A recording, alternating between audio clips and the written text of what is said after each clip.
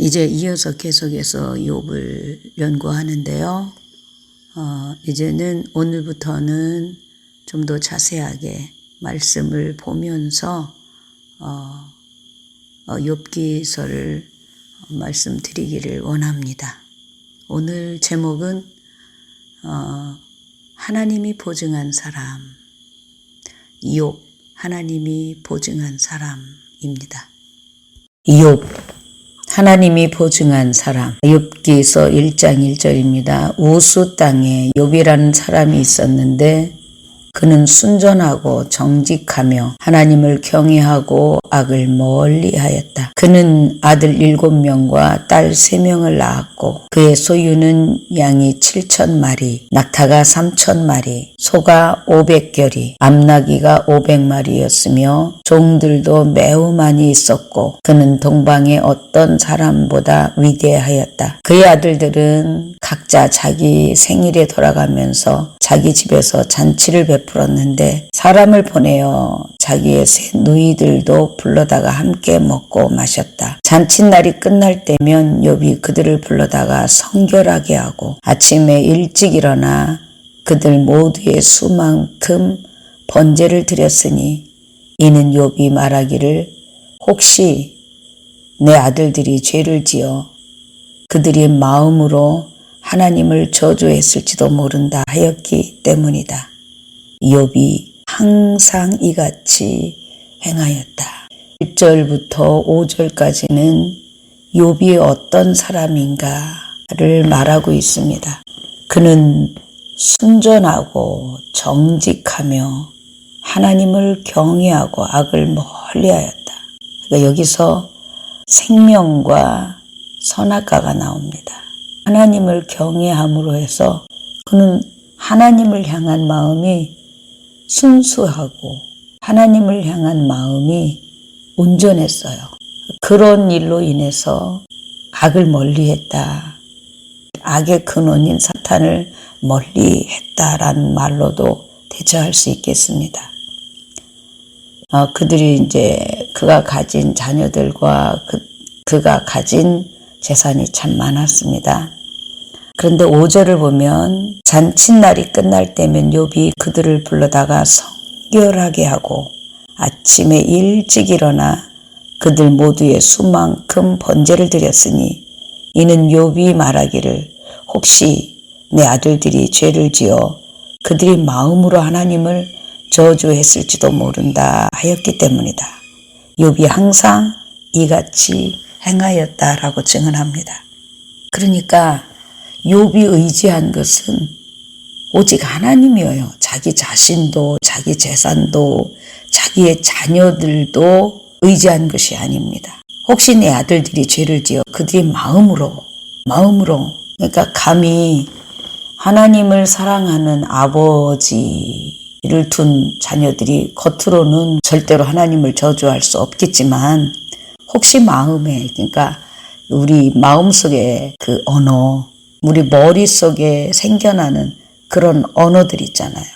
내가 하고 싶지 않은데 어느 순간에 어떤 말이 내 머릿속으로 훅 하고 들어오는 거 있죠. 그러니까 사탄이 수시로 우리를 조정하기 위해서 우리 생각 속에 어떤 언어들을 집어넣을 수 있는데 그 언어 중에 하나님을 저주하는 언어가 있을 수도 있다라는 것입니다. 하나님께서 우리에게 올해 2021년에 우리에게 크신 은혜를 주신 것은 뭐냐면 마음의 언어를 점검하라. 그리고 우리가 소위 말하는 일상에서 나오는 거짓말, 소위 말하는 하얀 거짓말. 그 하얀 거짓말은 어떻게 야단칠 수도 없잖아요. 어떤 때는 귀엽기도 해요. 또 웃기기도 해요. 그냥 이해도 가요. 그래서 나도 모르게 그 거짓말이 하얗다고 하얀 어떤 상자에 포장되어 있는 것을 우리는 눈치채지 못하죠. 내 마음속에 그것이 쌓여가는데 차라리 확 드러나는 거짓말, 검은 거짓말 이런 것은 우리가 거부하기도 하고 비난하기도 하고 확실히 드러나니까요. 근데 이 하얀 거짓말은 참으로 위험합니다. 흰 뱀이 백사가 우리 안에 들어와 있다는 말과 같은 말이거든요. 이것이 쌓이고 쌓여서 나를 더럽히는 것입니다. 그리고 우리 안의 언어를 우리가 의식하지 못할 때는 전혀 몰라요. 근데 하나님께서 점검하라. 마음의 언어, 머릿속의 언어를 점검하라 라고 말하셨을 때 제 자신을 이렇게 점검해 보니까 이 축복하는 말보다는 저주하는 말이 많더라고요. 남을 판단하는 말들이 수시로 수없이 많더라고요. 그래서 정신 바짝 차리고 내 마음속에 들어오는 말들이 제가 깨달아지는 순간에 빨리 교체하고 물리치고 회개하고 이런 일을 계속 했어요. 그러니까 그게 이제 전쟁이더라고요. 이렇게 하면서 하나님께서 저를 굉장히 더 기뻐하시는 것을 제가 알 수 있었거든요.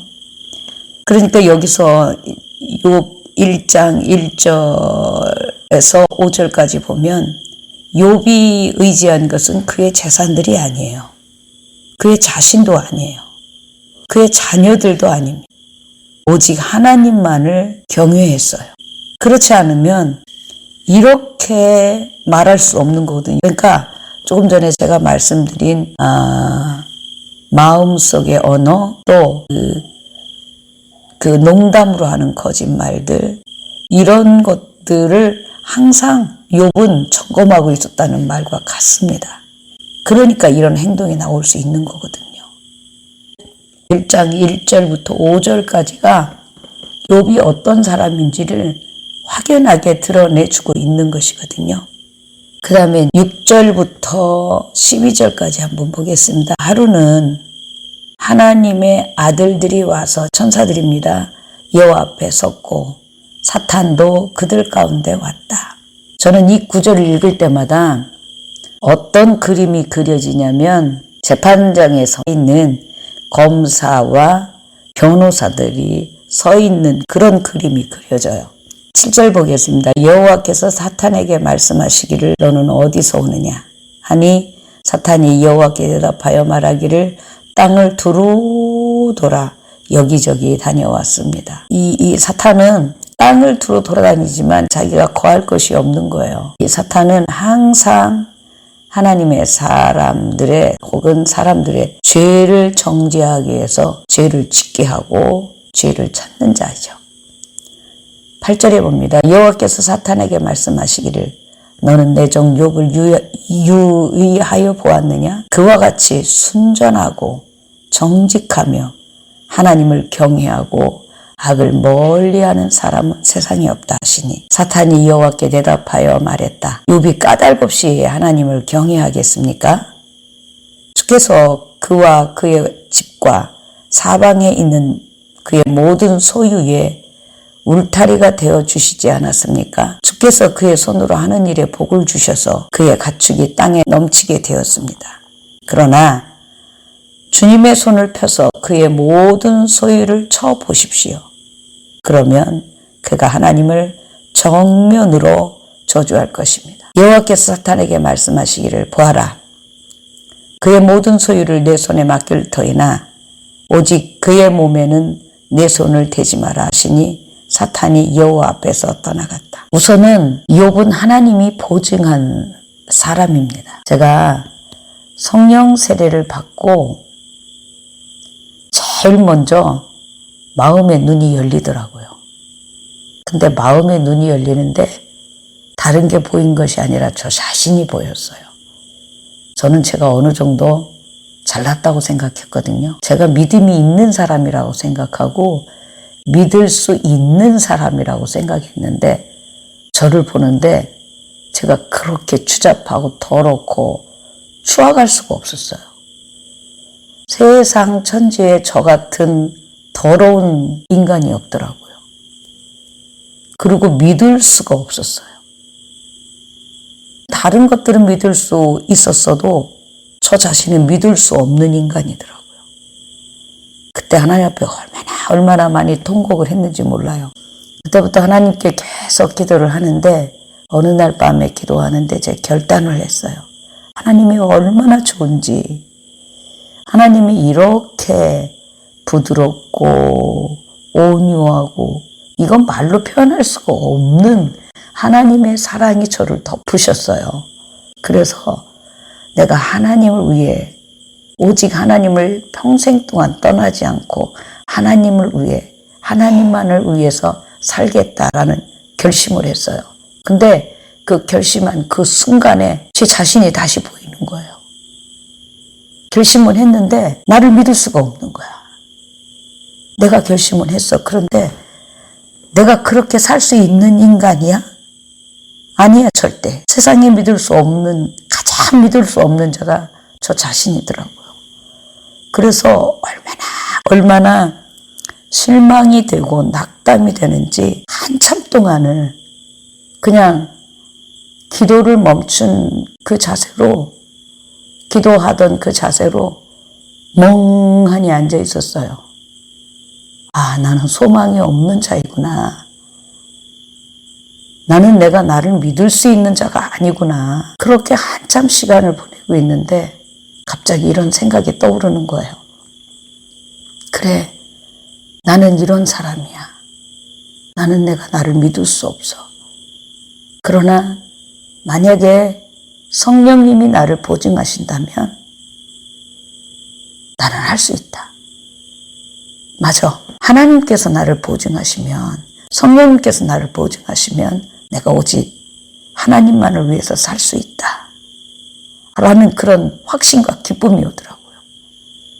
나는 믿을 수 없지만 하나님은 믿을 수 있잖아요. 그래서 다시 힘을 얻어서 막 열심히 기도했어요. 하나님, 성령님, 내가 아버지를 따라서 하나님을 따라서 살 수 있도록 우리 예수님의 그 순전함을 따라서 살 수 있도록 나를 보증해 주세요. 나를 보증해 주세요. 그렇게 수없이 날마다 성령님께 나를 보증해 달라고 간구했었습니다. 이와 같이 하나님께서 욥을 보증한 상태예요. 이 보증한 상태에서 사탄과 욥의 대결이 벌어지는 거죠. 사탄은 오직 욥이 하나님을 저주하게 하는 것이 목적입니다. 그래서 하나님도 사탄에게 그를 시험하도록 허락하십니다. 욥 속에 과연 무엇이 있는 것일까? 그에게 재산이 그 우상의 숭배는 아닌가? 아니면 그의 자녀들이 우상이 되지는 않았을까? 아니면 자기 자신이 우상은 아닐까? 도대체 그 속에 무엇이 들었을까? 한번 볼 수 있는 기회가 될 것입니다. 우리는 항상 어떤 문제들을 만나는데 그 문제 안에서 누구를 선택할 것인가에 중요한 그 결정을 해야 되는 것입니다. 그것이 매 순간이에요. 하나님을 선택할 것인가, 나 자신을 선택할 것인가. 나 자신이라는 그 말 속에는 사실은 자기 자신은 없는 거예요. 하나님이 주인이기 때문에 주인을 떠나보내면 또 다른 주인이 들어오게 돼 있어요. 사람은 하나님이 만들어 놓으신 하나님의 집이거든요. 그 집에는 주인이 있어야 안전하고 또 관리가 됩니다. 그러나 주인이 없으면 그 외 다른 것들이 들어오죠. 이 사탄의 목적은 이 하나님이 가장 사랑하는, 하나님이 보증하는 이 사람을 망하게 해서 이 사람 입으로 하나님을 저주하게 하는 것이 목적입니다. 다른 거 없어요. 그래서 우리가 어떤 문제를 만날 때는 정말로 신중해야 돼요. 그래서 우선은 우리에게 가장 필요한 것이 예수 그리스도를 영접한 사람들에게는 성령 세례를 받았는지 아직 받지 않았는지 그것이 가장 큰 문제입니다. 그것이 가장 큰 관건이죠. 왜냐하면 우리가 예수님의 사람이 될 수 있도록, 하나님의 사람이 될 수 있도록 성령님이 나를 보장해 주셔야 되거든요. 나를 보장해 주시는 그분이 있어야 돼요. 그 힘이 있어야 돼요. 예수께서 보장해 주시는 그 힘을 성령님이 내게 가져오셔야 돼요. 그래서 성령 세례를 반드시 받아야 합니다. 그러면 평상시는 연약해 보이는데 어떤 때가 되면, 어떤 결정을 할 때가 되면 나도 모르는 하나님의 힘이 나타납니다. 이제 하나님 앞에서 나온 사탄은 어떻게 합니까? 이제 신났어요. 1장 13절 봅니다. 하루는 욥의 자녀들이 그들의 맏형의 집에서 식사하며 포도주를 마시고 있었다. 한 심부름꾼이 욥에게 와서 말하기를 소들은 밭을 갈고 암나기들은 그 옆에서 풀을 뜯고 있었는데 스바 사람들이 갑자기 들이닥쳐 그것들을 빼앗고 종들을 칼날로 쳐 죽였으며 오직 저만 혼자 피하여 주인께 전해드립니다. 이 사람이 아직 말하고 있을 때 또 한 사람이 와서 말하기를 하나님의 불이 하늘에서 내려와 양떼와 종들을 태우고 그들을 삼켜버렸습니다. 17절에 이 사람이 아직 말하고 있을 때 또 한 사람이 와서 말하기를 갈대아 사람들이 셋대를 이루어 낙타들을 습격하여 빼앗았으며 종들을 칼날로 쳐 죽였습니다. 18절 봅니다. 이 사람이 아직 말하고 있을 때 또 한 사람이 와서 말하기를 주인의 자녀들이 그들의 맏형의 집에서 식사하며 포도주를 마시고 있는데 갑자기 큰 바람이 광야 저편에서 불어와 내 모퉁이를 치니 집이 젊은이들을 위로 무너져 그들이 죽고 말았습니다. 여러분, 우리가 욥을 읽을 때 어떻게 읽으시나요? 13절부터 19절까지 네 차례에 걸쳐서 그것도 순식간에 욥에게 닥친 환난은 상상할 수 없는 일이거든. 그래요. 재산들도 다 가져갔어요. 그런데 문제는 자녀들입니다. 만약에 여러분들에게 10자녀가 있는데 그 중에 한 자녀가 죽었다고 생각해 보십시오. 어쩌다가 아이를 잃어버린 부모가 평생을 고통 속에 사는 것을 가끔 인터넷을 통해서 접하곤 합니다. 아니, 10자녀 중에서 좀 더 많게 5자녀를 데려갔다. 그냥 한번 생각해 보시라고요. 그냥 쭉쭉 읽고 욥은 의로운 사람이었다라고 생각하기 이전에 욥이 당한 것들을 한 가지만이라도 제대로 한번 생각해 보라는 것입니다. 그것도 순식간에. 여기서 사람이라면 보통 저 같은 사람들이라면 하나님 왜 그래요? 하나님 왜 나한테 왜 그래요? 아마도 입에 담을 수 없는 저주를 하나님께 퍼붓는 것이 이게 정상적일 것입니다. 하나님을 원망하고 이게 정상이에요. 이게 사람이거든요. 그렇게 할 수밖에 아니면 여기서 미쳐버리지 않는 사람 있을까요? 졸도하지 않는 사람이 있어요. 저는 여기서 제가 만약에 이런 일을 당했다면 나는 어땠을까? 이 고통이 상상이 안 돼요. 저는 아주 조금 경험을 했을 뿐이거든요. 그런데도 너무너무 힘들고 고통스러웠어요. 20절 봅니다. 욥이 일어나 자기 겉옷을 찢고 자기 머리를 깎고 땅에 엎드려 경배하며 말하기를 내가 맨몸으로 모태에서 나왔으니 맨몸으로 그곳으로 돌아갈 것입니다. 주신 분도 여호와시며 가져가신 분도 여호와시니 여호와의 이름이 찬양을 받으소서. 이거 하나님의 힘이 아니면, 하나님의 은혜가 욥을 붙들고 있지 않는다면 이런 고백이 있을 수 있나요? 이렇게 하나님께 사랑을 고백할 수 있습니까? 20절로 22절은 욥이 하나님께 자기의 사랑을 더 뜨겁게, 강하게, 깊게 고백한 것이거든요. 이럴 수 있나요? 어떤 분들은 혹시 욥이 자기 자신의 의를 드러냈다라고 말할 분도 있을지 모르겠습니다.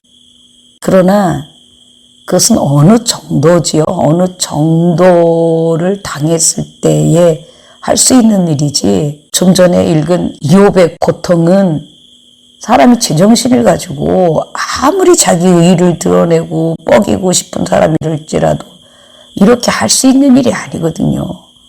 이것은 오직 하나님의 힘이에요. 그래서 바울이 에베소서 1장에 하나님의 힘을 우리에게 주시옵소서라고 기도합니다. 우리가 버틸 수 있는 것은 하나님의 힘이 아니면 버틸 수도 없고, 더욱이 하나님을 경외하고 엎드리고 기도하고 이게 가능한 겁니까? 욥이 일어나 자기 겉옷을 찢고 자기 머리를 깎고, 이거 회개예요. 이거 회개예요. 사람이 어려운 일을 당하게 되면 가장 먼저 내가 무엇을 하나님 앞에 잘못했을까? 라고 자기 자신을 되돌아보잖아요. 이 현상이 욥에게는 굉장히 강하게 일어났다는 것입니다. 욥이 일어나 자기 겉옷을 찢고 자기 머리를 깎고 그리고 땅에 엎드려 경배하며, 자기 회개입니다. 엄청난 회개예요. 그리고 말하기를, 이거 하나님에 대한, 하나님을 향한 욥의 마음이에요. 뜯어봤어요. 하나님의 허락을 받고 그 사탄이 욥을 이렇게 뜯어봤어요. 열어봤어요. 그런데 그 속에 하나님을 향한 경외, 하나님을 향한 사랑밖에 없는 거야. 내가 맨몸으로 모태에서 나왔으니 맨몸으로 그곳으로 돌아갈 것이며, 주신 분도 여호와시며 가져가신 분도 여호와시니 여호와 이름이 찬양을 받으소서. 그리고 22절에 이 모든 일에 욥이 죄를 짓지 않았으며 어리석게 하나님을 원망하지도 않았다. 하나님을 배반하지 않았다는 것입니다. 이것이 단순히 율법적인 욥이라고 말할 수 있겠습니까? 자기 의의를 드러내는 자기 의의에 미친 사람이라고 말할 수 있습니까? 이것은 오직 하나님께서 주시는 은혜로 받은, 은혜가 입혀진 사람, 은혜 속에 푹 빠져 사는 사람, 하나님을 사랑하는 사람, 그래서 하나님의 힘이 넘치도록 주어진 사람이 아니면 이렇게 할 수 있는 일이 아닙니다. 제가 여기서 어떤 그런 그림을 봐요. 천상에서의 그 감탄과 하나님의 감동하심, 얼마나 컸을까. 그리고 사탄의 울부짖는 그 분함과 패배가 얼마나 그를 절망케 하고 처절하게 하고 더 깊은 지옥으로 떨어뜨렸을까. 하늘에 있는 천군 천사들, 온 우주 만물이 이 욥의 고백을 통해서 얼마나 하나님을 경배하고 하나님을 찬양했을까. 마치 아담이 처음 지음을 받고 일곱째 날 모든 만물들을 하나님 앞에 서게 하고 자기가 대표로 하나님 앞에 예배하고, 그러니까 아담이 예배하면 온 우주 만물이, 천국과 모든 우주 만물이 합창으로 예배를 드리는 그런 모습이 그려지십니까? 여기에 욥이 그런 모습이라는 것입니다. 어떤 상황에서도 예배를 드릴 수 있는 힘을 받은 그 은혜 안에 있는 욥이 드리는 그 예배에 우주 만물이, 하늘과 땅 그리고 온 우주 만물이 그 예배에 코러스로 합창했을 것이라는 그 그림이 제게는 그려집니다.